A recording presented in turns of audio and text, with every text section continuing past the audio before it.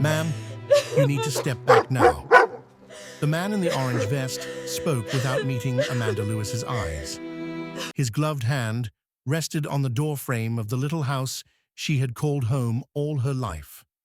Behind him, a yellow bulldozer idled, its engine growling like a warning. Amanda clutched the keys in her fist, her knuckles white. "This is my house," she said, voice trembling but fierce. "You have no right to touch it." The man sighed and pointed toward a stack of papers held by another worker. "Court order from the county. Says here the property belongs to Whitman Development Group. You can call the sheriff if you want, but they already signed off." Amanda shook her head, disbelief flooding every nerve. "That's impossible. I never sold it. My name is on that deed. My mother left it to me." The worker didn't reply. He just turned away as the bulldozer's engine roared louder.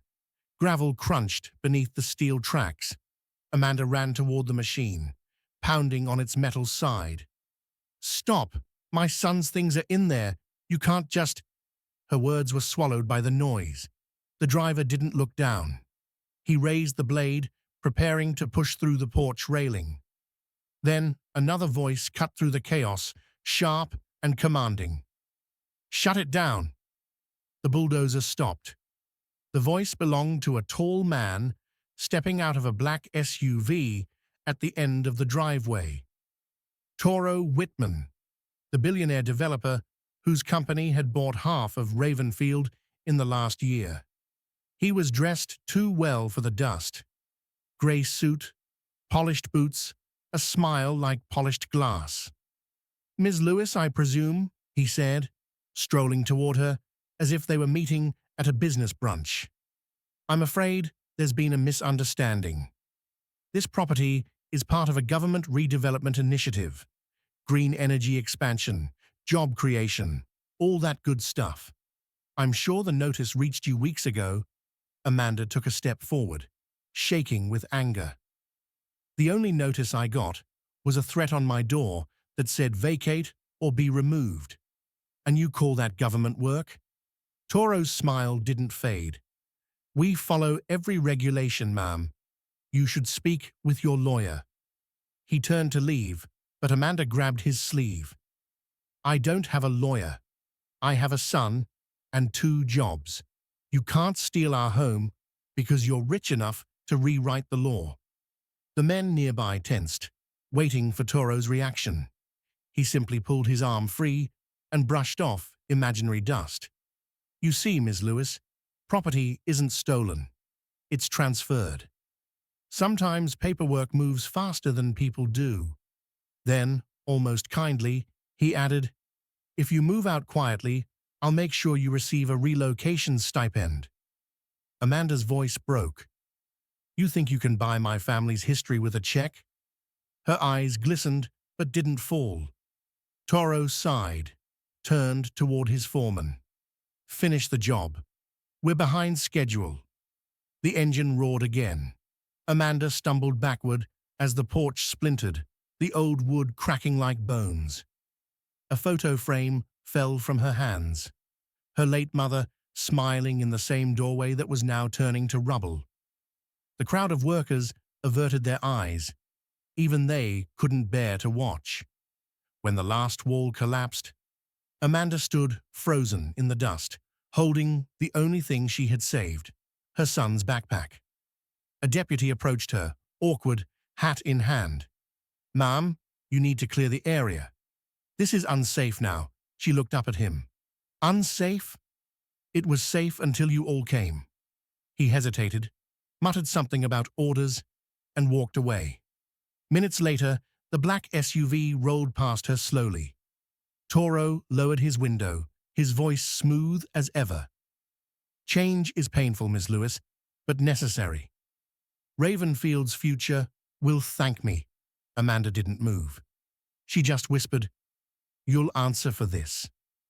As the SUV disappeared down the dirt road, she fell to her knees in the dust, surrounded by fragments of her life, bits of brick, charred wood, a toy truck half buried near her feet. In the distance, thunder rumbled though the sky was clear. She didn't know it yet, but that storm wasn't weather. It was the sound of justice preparing to return. And soon, somewhere up in the hills beyond Ravenfield, a man named Cunnet Reeves and his old K9 partner Harry would hear about what happened to the nurse who lost her home and decide they'd heard enough. Get away from that machine. The voice came low, steady, carrying the kind of authority that only comes from war and loss. Amanda turned, dust still clinging to her cheeks, and saw a tall man in a faded army jacket walking toward the demolition site. A German shepherd trotted beside him, alert but calm. The man's eyes were cold steel under the Texas sun. "You heard the lady," he said to the foreman. "Show the paperwork." The foreman hesitated, looking toward the road as if waiting for orders from someone richer and far away. "Look, sir, we're just doing our job." The man stepped closer, his dog matching his pace. "Name's Cunnet Reeves. I served this country so people like her could have a home to come back to. So unless you're holding a real warrant signed by a judge, I suggest you kill that engine." The bulldozer went quiet. Amanda blinked through tears, unsure whether to trust this stranger or fear him. "They tore everything down," she whispered. "All of it. My son's things, my mother's." Her voice cracked. Cunnet didn't interrupt. He simply nodded once, scanning the debris field like a battlefield. "I saw the SUV. Toro Whitman, right?" Amanda's eyes widened. "You know him?" "Everybody around here knows him," Cunnet replied. "Man's got more lawyers than friends. He's been buying up land faster than the government can print approval forms." He crouched beside a pile of broken lumber and picked up a piece of paper half buried in dust. It was the eviction notice, official seal, signature, everything. But one detail stood out to him. The county seal was inverted. "That's fake," he said quietly. "The real stamp has the eagle facing east, not west." Amanda frowned, clutching her arms against the wind. "Fake? You mean this was illegal?" Cunnet met her eyes. "That, or someone with power, wants to make it look legal." Harry sniffed the air and barked once, sharp and short. The dog padded toward the bulldozer, sniffing near the wheel hub, then sat down, staring. Cunnet followed, crouched again, and noticed a patch of oil on the dirt. Only it wasn't oil. He touched it with a finger, rubbed it, then smelled. "Diesel mixed with accelerant," he murmured. They were planning to burn the remains. Amanda's hand flew to her mouth. "Why?" "Because burned evidence doesn't talk." He turned back to her. "You got somewhere to stay?" She shook her head. "I was going to drive to my sister's, but she's in Houston, and I don't even know if I can make it that far." "You'll come with me then," he said simply. "It's not much, but my cabin's got a roof, and Harry doesn't mind guests." Amanda hesitated. "Why are you helping me? You don't even know me." He looked past her, to the broken porch, to the picture frame half buried in the dirt. "Because I've seen enough people lose homes they didn't deserve to lose. Afghanistan, Detroit, here, it's all the same fight." That night, the wind picked up, carrying dust and the smell of smoke from the demolished house. Cunnet drove his old truck up the narrow road toward the hills, Amanda silent beside him, Harry resting his head between the seats. The silence wasn't awkward, it was heavy with the unspoken. She finally said, "I used to tell my son that the world's fair if you work hard enough." Cunet's hands tightened on the steering wheel. "The world's fair only if someone keeps it honest." When they reached his cabin, a small wooden structure hidden between pine trees, Harry jumped out first, circling the truck like a sentry. Cunnet opened the door for her. You can take the spare room. Don't mind the boxes. Been meaning to clean up since, well, a long time ago. Inside, the air smelled of coffee and gun oil. A wall of photographs showed men in uniform, sand-colored skies, a younger Khanit holding Hiri in front of a desert Humvee. Amanda traced one of the frames gently. You were in the army? He nodded. Military K-9 unit. Hiri was my partner. The dog lifted his head proudly at the sound of his name. He saved my life, more times than I can count. Now we just keep each other company. Amanda sat down slowly, exhaustion overtaking her. I don't know how to fight people like Toro, she said. They own everything. Khanit poured her a cup of coffee, then set it in front of her. Not everything. They don't own the truth, and they sure as hell don't own me.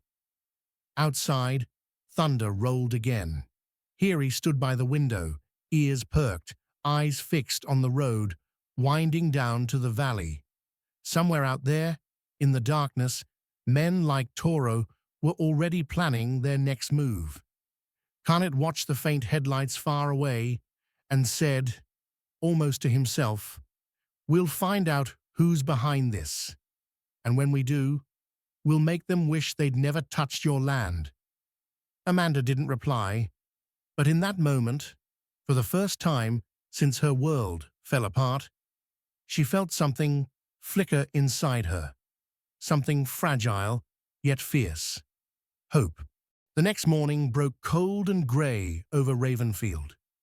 Khanit was already outside, splitting wood, when Amanda stepped out of the cabin, wrapped in one of his old army jackets.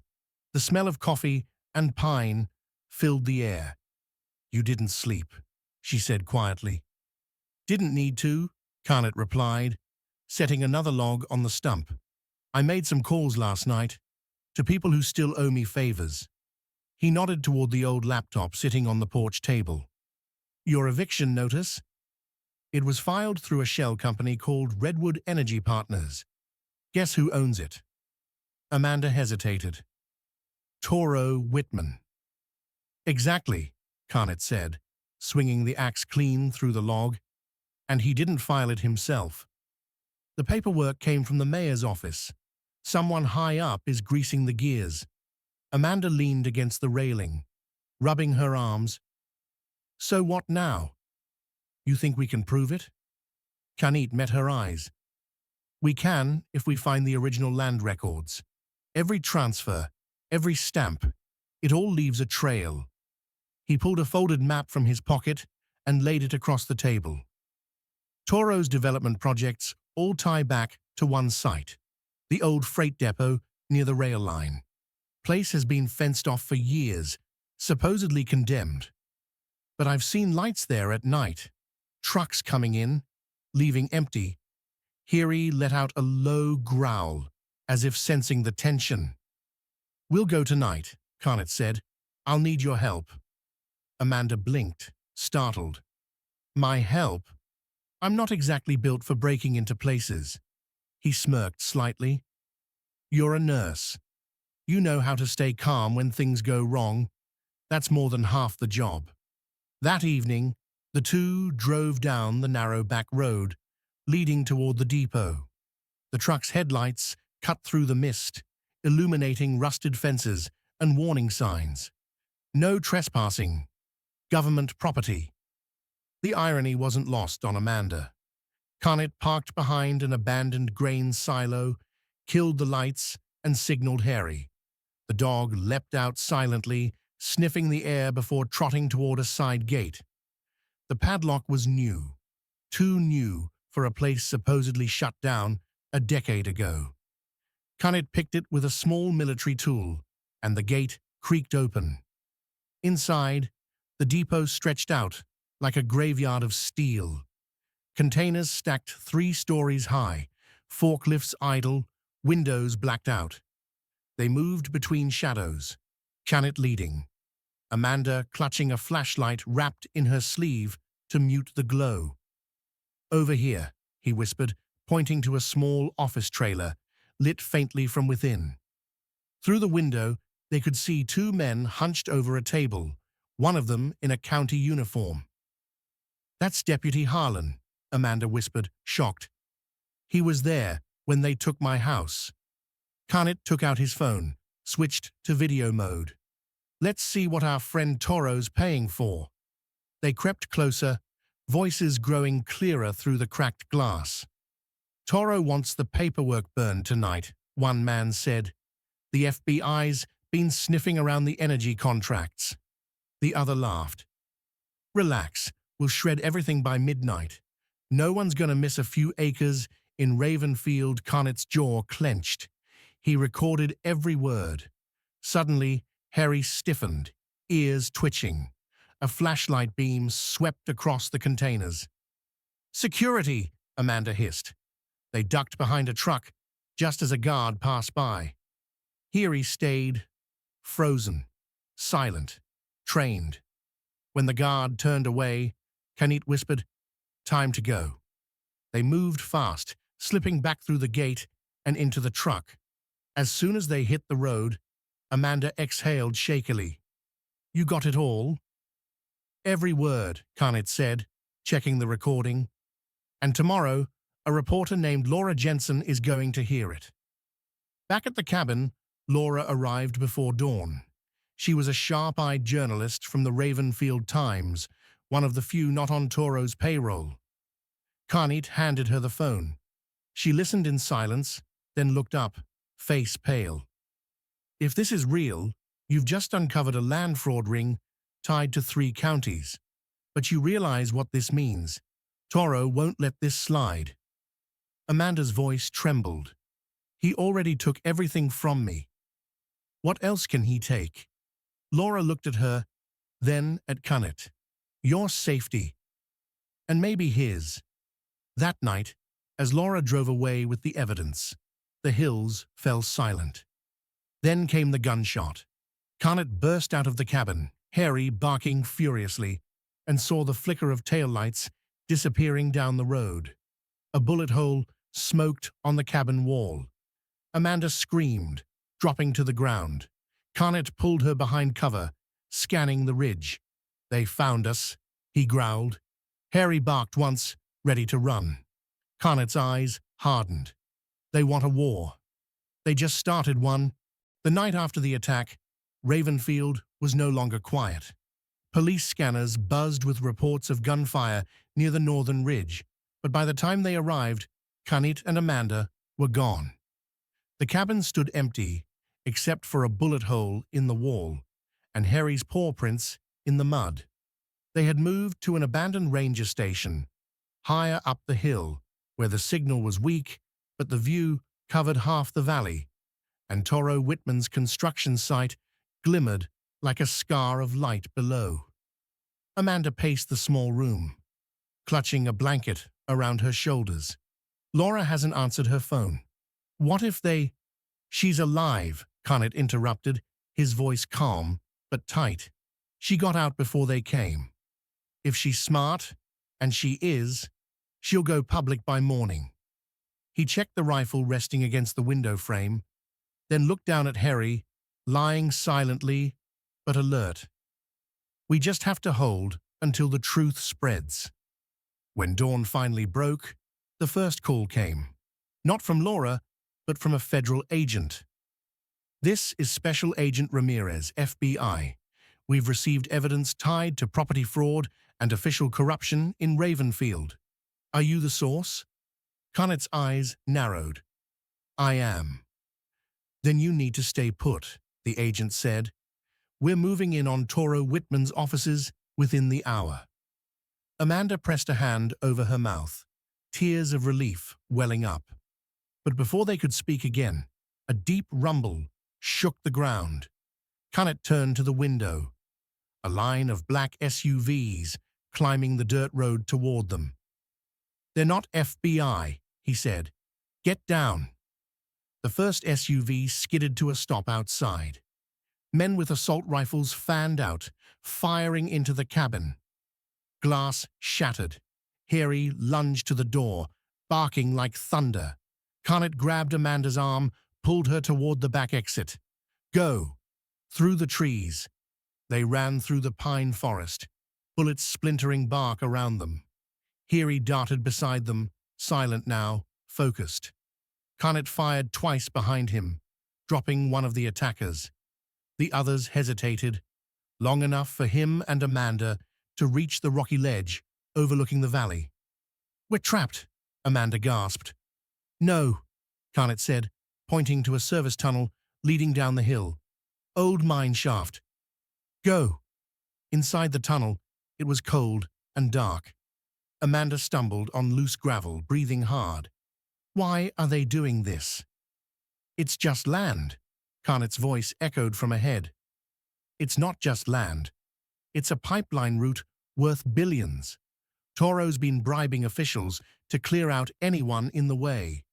You were one of the last they reached the end of the shaft, a grated exit that opened into a drainage ravine. Garnet pushed it open just as sirens wailed in the distance. Helicopters cut across the sky. Not black SUVs this time, but federal birds. When they emerged into daylight, Agent Ramirez and a team of FBI officers were waiting. "Hands up," she shouted, until one of the agents recognized Garnet's voice over the radio logs. Within minutes, everything changed. Toro's compound was raided. His assistant was caught destroying documents. The mayor was arrested leaving town with a suitcase full of cash. The scandal hit national news before sunset. Footage of Toro in handcuffs played on every screen in Texas. 2 days later, Amanda stood again on her land. The same dirt where her house once stood, now cleared of debris. Reporters surrounded her, asking how it felt. She didn't speak. She only looked toward the hill, where Garnet stood with Harry, watching from a distance. When the cameras turned away, he gave her a small nod. She smiled faintly, mouthing, "Thank you." Later that evening, Garnet drove his truck to the edge of the ridge. Laura Jensen's voice came through the radio, her broadcast echoing across Ravenfield. "The Ravenfield land scandal has exposed one of the largest corruption networks in Texas history, but tonight, justice belongs to the people who refused to be silent." Garnet looked at Harry beside him. The dog rested his head on Garnet's leg, eyes half closed. "We did what we could, buddy," Garnet murmured. "Now, maybe this town can sleep again." As the sun sank behind the hills, Amanda and her son planted a small oak tree where their home had stood. The boy asked softly, "Will they come back, Mom?" Amanda knelt, placing her hand on the earth. "No, baby. Some people fight, so others don't have to far away." Thunder rolled once more, not the sound of fear this time, but the sound of peace returning. And on the hill, silhouetted by gold light, Garnet and Harry disappeared down the road, their mission done.